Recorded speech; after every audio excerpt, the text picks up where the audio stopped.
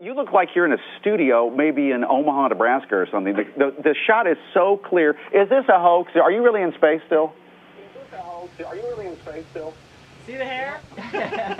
I don't know. We're going to have to do something for you. Yeah. I want to do it. I know. Oh, yeah, I can do that. Watch this.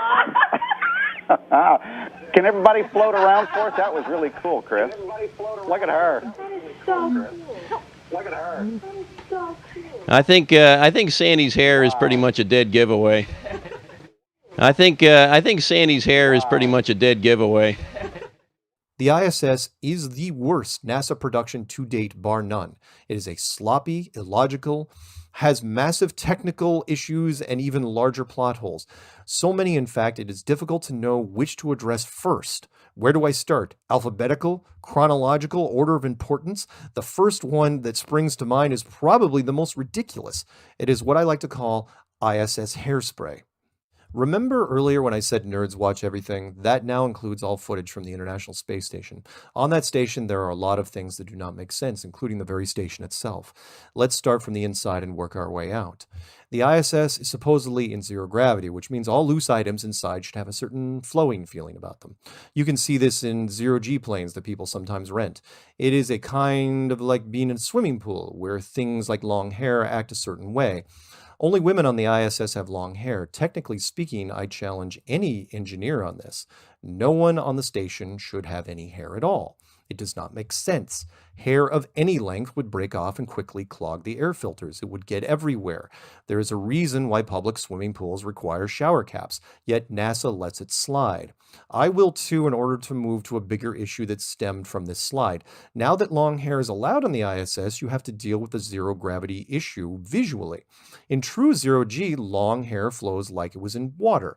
You can see this in zero-G plane footage. Hair flows naturally to and fro and is expected. This is not the case with the ISS. The women's hair almost invariably stands straight up, like the Bride of Frankenstein. I know that reference dates me. I'm older. Their hair is literally permed, or at the very least sprayed to death. This is what I like to call a production risk. It is unnecessary and reckless. If you are staging a zero-G scene, there are a number of ways to visually deal with hair. You can pull the hair back into a ponytail. You can wear a cool NASA hat, or any other logo you would like to endorse.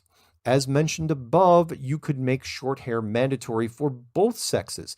The last thing you should do is set the hair in place. It never looks natural. Yes, it can be done to add a cheap zero-G effect, but you do not have to do it because the public already believes you are in near-Earth orbit. Again, all of this is easy to find. Simply search ISS Hair Spray. After that, you could look for ISS Green Screen, where the technical issues never stop because NASA is fond of giving live interviews to media and school children. One of my favorites is watching an ISS member reach for and put away a hat on the other side of the room, even though he never grabbed it. You see, the floating hat was CGI and the monitor layer glitched. I cannot do it justice here. You will find it. You look like you're in a studio, maybe in Omaha, Nebraska or something. The shot is so clear. Is this a hoax? Are you really in space still? I think Sandy's hair is pretty much a dead giveaway.